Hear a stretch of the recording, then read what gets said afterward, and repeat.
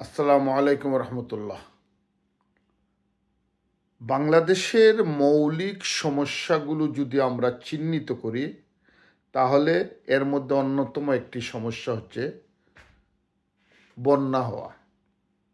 প্রতি বছর বিভিন্ন এলাকায় বন্যা হয়ে থাকে, বিশেষ করে সিলেট এলাকা, সুনামগঞ্জ, হবিগঞ্জ, মৌলভীবাজার, সিলেট প্রচুর বন্যা হয়। আমরা দেখি প্রতি বছরের বন্যায় অসংখ্য মানুষের ঘরবাড়ি ধ্বংস হয়, মানুষের গবাদি পশু ফসল ধ্বংস হয়, কোটি কোটি টাকার ক্ষতি হয়। কিন্তু দুঃখজনক হলেও সত্য, আমরা বন্যা চলে গেলে ভুলে যাই এই বন্যার কারণগুলোর কথা। আমরা পরিকল্পিতভাবে বন্যা থেকে উত্তীর্ণ হওয়ার চেষ্টা করি না, আমাদের সরকারও না, আমাদের জনগণও না। আমরা জানি না অনেকে কেন বন্যা হয় প্রতি বছর। আমরা সহজ একটা কথা শিখেছি যে ভারত থেকে পানি চলে আসে। ভারত থেকে পানি আসে, এটা সত্য, এটা আসবেই, কারণ আমরা ভারত থেকে বাটিতে রয়েছি। জলের ধর্ম হচ্ছে সে উজান থেকে ভাটির দিকে যেতে থাকে। এখন যখন পাহাড়ে বৃষ্টি হয়, ঝর্ণা থেকে যখন জল ঝরে, তখন ওই জলগুলো বাটির দিকে যেতে থাকে। এখন ভারতে জল আসে চীন থেকে, পাকিস্তান থেকে, ভারতের জল আসে আমাদের এদিকে। সিলেটে এই যে জকিগঞ্জের এদিকে, বরাকের এইদিকে, জৈন্তার দিকে, বিভিন্ন দিকে পাহাড় থেকে ঢল নামে এবং এখানে বন্যা হয় প্রতি বছর। কিন্তু ওই বন্যা তো আমরা ইচ্ছে করলে এড়িয়ে যেতে পারি, বন্যাকে আমরা ইচ্ছা করলে আটকিয়ে দিতে পারি, কিন্তু আমরা সেই চেষ্টায় নাই। আমরা যদি কুশিয়ারা সুরমা নদীকে, আমি সিলেটের কথা বলতেছি, কুশিয়ারা এবং সুরমা নদীকে পূর্ণাঙ্গ রূপে আমরা ড্রেজিং করতে পারতাম, খনন করতে পারতাম, তার নব্যতা এবং গভীরতা দুটাকেই সমানতালে তৈরি করতে পারতাম, তাহলে আমরা অনেকটা বন্যা থেকে রক্ষা পেতাম।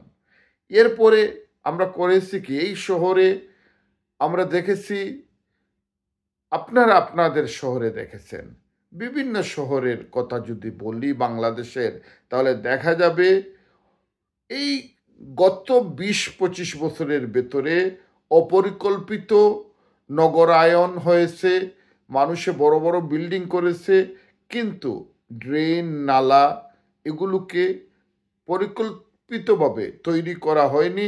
বাড়ি থেকে ড্রেনের মাধ্যমে পানি গিয়ে একটা খালে পড়বে, ওই খাল থেকে সেটা নদীতে যাবে, নদী থেকে সমুদ্রে যাবে। কিন্তু আমরা করেছি কি, আমরা ওই রাস্তাগুলোকে বন্ধ করে দিয়েছি, বা কোথাও কোথাও আগে নদী ছিল, খাল ছিল, আমরা এখানে আবর্জনা ফেলে একেবারে পানির পথকে বন্ধ করে দিয়েছি। ফলে পানি নেমে যেতে পারে না। শহরে বন্যা হয় সাধারণত এই কারণেই। এরপরে আগেও গ্রামে শহরে বিভিন্ন জায়গায় অসংখ্য জল ব্যাংক ছিল, পুকুর ছিল, খাল ছিল, বিল ছিল, কিন্তু এগুলো আমরা ধ্বংস করে ফেলেছি। এখন আমাদের এই খাল বিলগুলো নেই, যার কারণে পানি জমা হয়ে থাকতে পারে না, যা পানি নামে সব বাড়িতে চলে আসে। এরপরে আমাদের শহর কিংবা গ্রামে বাড়িঘর তৈরি করতে আমরা পরিকল্পিতভাবে তৈরি করি না, আমরা পানি নিষ্কাশনের সুব্যবস্থা রাখি না। ফলে ওই পানিগুলো আমাদেরকে কোনো কোনো জায়গায় সাময়িক বন্যা তৈরি করে, জলাবদ্ধতা তৈরি করে, শহরের রাস্তাগুলো ডুবিয়ে দেয়, এগুলো হয়। ড্রেন নালা আমরা পরিষ্কার করি না, আবর্জনা ফেলে রাখি, পলিথিন ফেলে রাখি, ফলে ওইগুলো আমরা, আশ্চর্য হবে, নির্লজ্জভাবে আমরা এতই মূর্খ যে আমরা একটা ড্রেনে এনে সব ময়লা ফেলে দেই। আমরা ইচ্ছা করলে একটা ডাস্টবিনের ব্যবস্থা করতে পারি।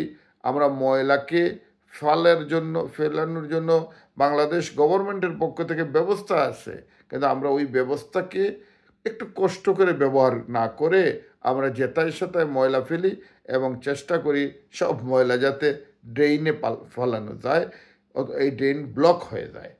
এরপরে আমাদের হাওরগুলো আমরা খেয়ে ফেলেছি। আমাদের পানি এখন আর হাওরে থাকে না।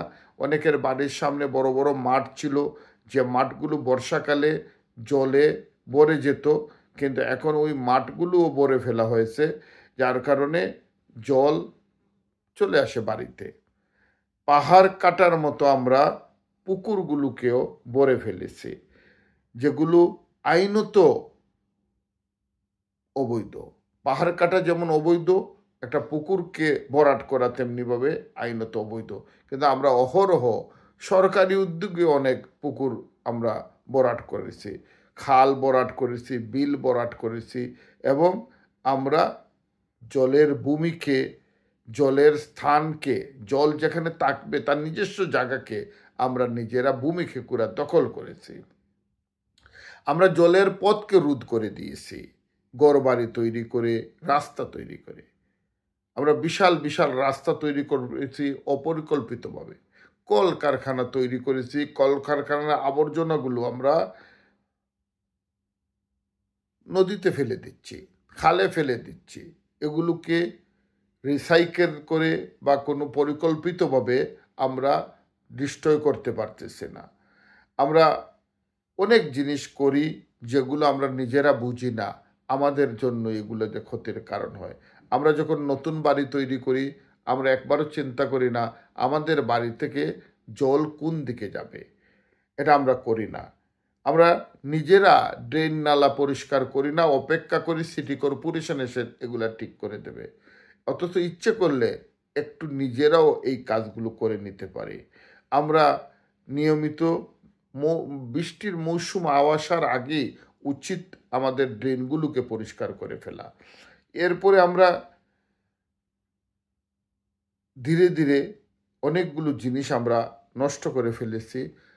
আমাদের বোঝা উচিত যে আমরা যদি এই পানির জায়গাগুলো দখল করে ফেলি, তাহলে পানি কি করবে? পানির রাগ উঠবে, সে তখন আমাদের বাড়িগুলো এসে ডুবিয়ে ফেলবে।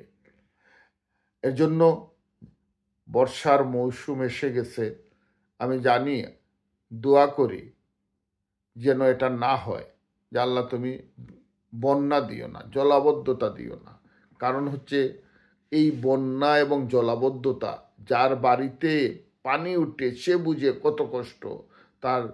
তার অনেক পরিকল্পিত কাগজপত্র নষ্ট হয়ে যায়, অনেক পরিকল্পিত জিনিসপত্র নষ্ট হয়ে যায়, পরিকল্পনা নষ্ট হয়ে যায়, তার কাগজ দলিল পত্র অনেকগুলো নষ্ট হয়ে যায়, বইপত্র নষ্ট হয়, এরপরে তছনছ হয়ে যায়। পুরা একটা যুদ্ধ এত ক্ষতি করতে পারে না, বন্যা এসে যে ক্ষতি করে।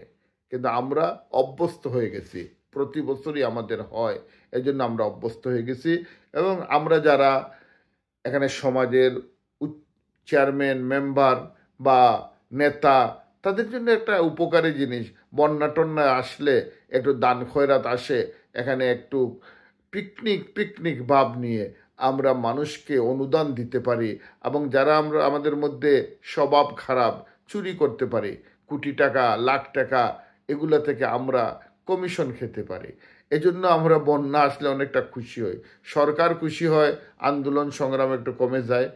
এই যে বন্যা আসলে এরপরে এগুলো অনেকগুলো ঝামেলা আছে, কিন্তু আমাদের রাষ্ট্রের যে অর্থনৈতিক ক্ষতি হয়, এই ক্ষতির কথা ভেবে আমাদের উচিত বন্যা থেকে কিভাবে দেশকে বাঁচানো যায়, আমরা জনগণও পরিকল্পনা করব, সরকারও পরিকল্পনা করবে, এবং উভয় মিলে আমরা বন্যার হালাতের অবস্থার মোকাবেলা করব। নতুবা আমাদের দেশ উন্নত হবে না। কারণ আপনি একটা ঘর সাজাবেন, পানি এসে ভেঙে ফেলবে। আপনি আপনার একটা কাজের পরিকল্পনা নেবেন, পানি এসে সব ধূলিসাৎ করে ফেলবে।